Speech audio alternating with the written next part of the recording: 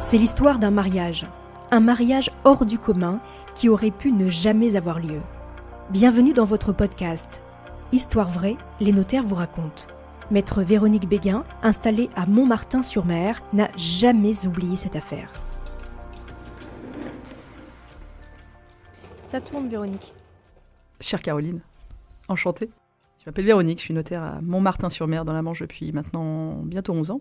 J'ai été confrontée il y a quelques années à une situation un peu particulière, au moyen de clients rencontrés à l'occasion d'un repas sur lequel on était invités. C'était pas des gens que je connaissais, et puis voilà, ils étaient présents, ils me parlaient un petit peu. Quand il y a un notaire à table, évidemment, ça dérive toujours à la fin du repas pour nous interroger un petit peu sur les aspects juridiques ou autres. Donc j'ai compris qu'il y avait quand même un intérêt. Donc je leur ai proposé de se revoir en dehors de ce contexte, on va dire, amical. Ils étaient venus me rencontrer, on avait discuté, et donc en les faisant un petit peu parler, Pierre, du coup, m'expliquait qu'il s'était marié une première fois, que 2 enfants étaient nés de cette union, que le divorce était arrivé quelques années après, et c'était pas très très bien passé, ce qui avait donc de manière, on va dire, naturel, distendu les liens avec ses 2 premiers enfants. Je pense qu'ils n'avaient pas bien vécu la séparation de leurs parents. Et ensuite, donc Pierre avait rencontré Elisabeth quelques temps plus tard. Une autre fille était issue de cette union et il convenait de s'intéresser un petit peu au devenir de chacun, d'autant plus que la maison appartenait donc à Pierre à 100%, donc il y avait des vraies problématiques.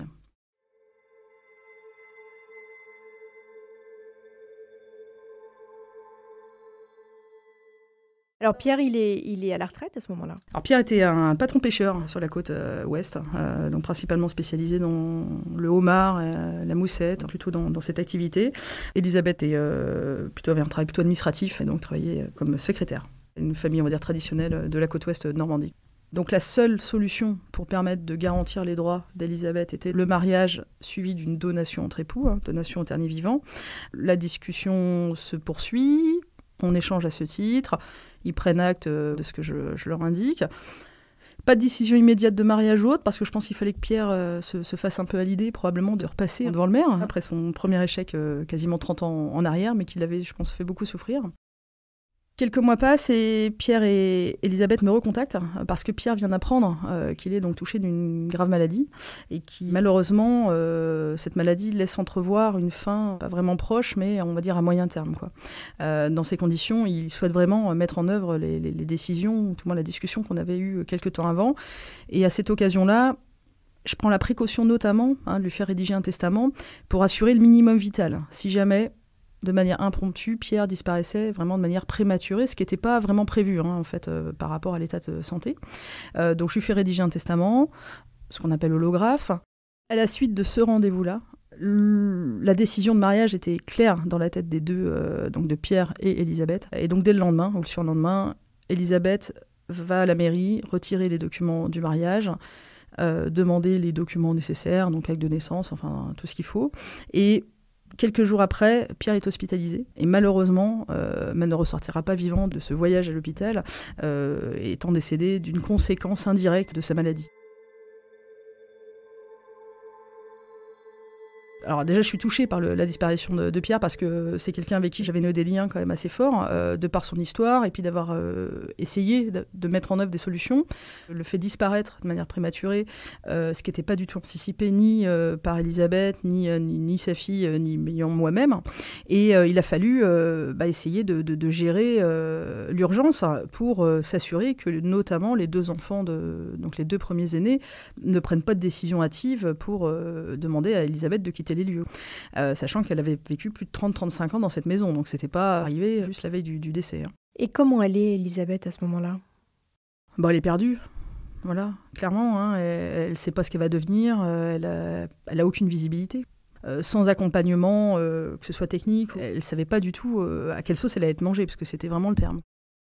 Donc après réflexion, et en se disant qu'il n'y a peut-être pas que dans les livres que ça fonctionne, je m'étais souvenu dans mes cours de fac en première année que le mariage à titre posthume pouvait être une solution, puisque ce mariage-là est prévu par le Code civil, a été introduit dans notre droit il y a un peu plus de 200 ans.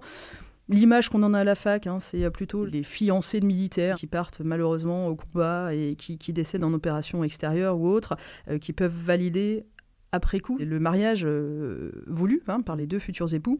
Et en me renseignant un petit peu, en cherchant un petit peu dans la documentation, je suis allée vérifier les cas de jurisprudence parce que c'est quelque chose que j'avais de manière théorique, mais que je n'avais forcément jamais palpé. Et je pense que c'est quand même relativement rare comme procédure. Elle est assez forte puisque pour valider ce type de mariage, il faut un décret présidentiel. Donc c'est pas la chose qu'on demande malgré tout tous les jours. Même nous, notaires, quand on est nommé, c'est un simple arrêté ministériel. Donc là, on est quand même un cran au-dessus. Je me suis dit qu'il fallait le tenter. Rien n'a rien. Voilà, qu'il fallait le tenter, que ça coûtait rien. Qu'au pire, ce serait pas validé et on serait dans la situation telle qu'on connaît aujourd'hui. Et dans le meilleur des cas, ce serait validé et ça permettrait de dérouler le schéma tel que Pierre l'avait voulu. Vous envoyez cette requête. On envoie cette requête, donc en gros 15 jours, 3 semaines après le décès.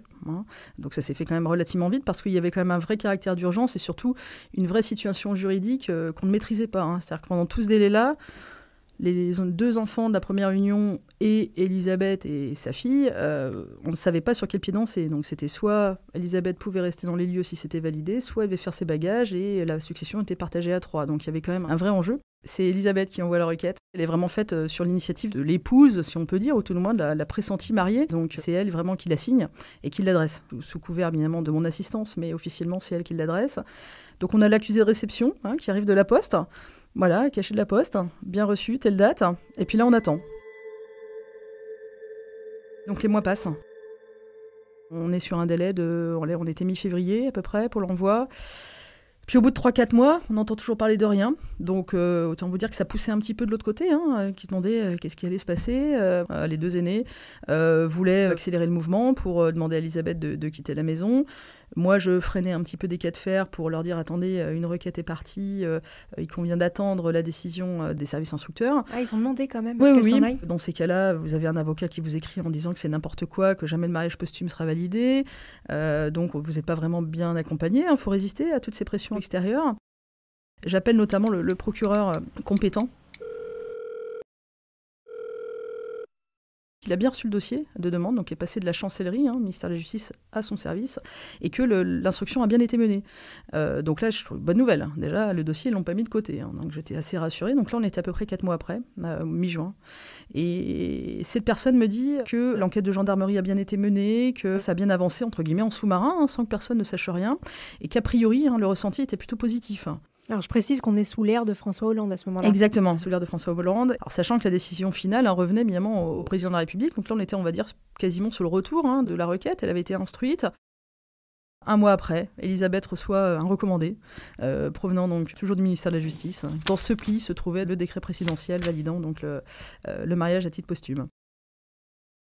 Autant vous dire que le soulagement a été très fort lorsque ce courrier est arrivé, puisque c'est un document qu'on attendait depuis 6 mois, qui validait tout notre schéma tel qu'on avait imaginé pour protéger, c'était vraiment la volonté de Pierre, du défunt, mais ça aurait été assez long. Et au bout du compte, Elisabeth peut rester dans les lieux, la sécurité est bien assurée, la fiscalité, entre guillemets, est également gérée, puisque dans ces cas-là, il n'y a pas de fiscalité. Alors je rappellerai malgré tout que pour valider ce type de schéma et obtenir des droits à héritage, il est nécessaire d'avoir un testament. Dans le cas des mariages à titre posthume, il faut savoir que s'il n'y avait pas eu de testament, elle aurait peut-être été son épouse sur le papier, mais elle n'aurait eu aucun droit à héritage. Et donc, heureusement que j'avais pris l'initiative de faire régulariser un testament quelque temps avant, sans quoi, même si le mariage avait été validé, elle n'aurait eu aucun droit, donc aucune protection. Et alors, vous, à titre personnel, quelle satisfaction vous avez eue de remporter cette victoire ? Que le conseil était validé jusqu'au bout, parce qu'à mon sens, c'était le meilleur conseil. Donc que le conseil ait pu être mené, et puis que la protection voulue par le défunt ait pu être mise en œuvre. Et Elisabeth, alors ? Elisabeth, elle est soulagée. Aujourd'hui, elle vit bien. Elle vit dans la maison qu'elle a toujours connue depuis 35 ans. Son quotidien n'a pas changé de manière fondamentale, alors bien évidemment, sauf la disparition de Pierre. Mais au moins, d'un point de vue purement matériel, ses droits sont assurés jusqu'à la fin de ses jours, ce qui était la volonté de Pierre. S'il y avait un conseil juridique à faire passer au travers de cette histoire, ce serait lequel ? En cas de famille recomposée, qu'il faut vraiment aller consulter son notaire et se protéger et probablement de se marier avec une donation entre époux. C'est pour moi la protection maximale et la seule d'ailleurs permise par la loi. Merci maître. Je vous en prie, Caroline. Merci d'avoir écouté le témoignage de maître Véronique Béguin. Dans le prochain épisode de votre podcast Histoire vraie, les notaires vous racontent, avec Maître Jean-Daniel Courton, vous comprendrez à quel point les apparences peuvent être trompeuses. Je ne vous en dis pas plus. En attendant, n'hésitez pas à laisser des commentaires sur vos plateformes d'écoute préférées à vos notaires de Normandie.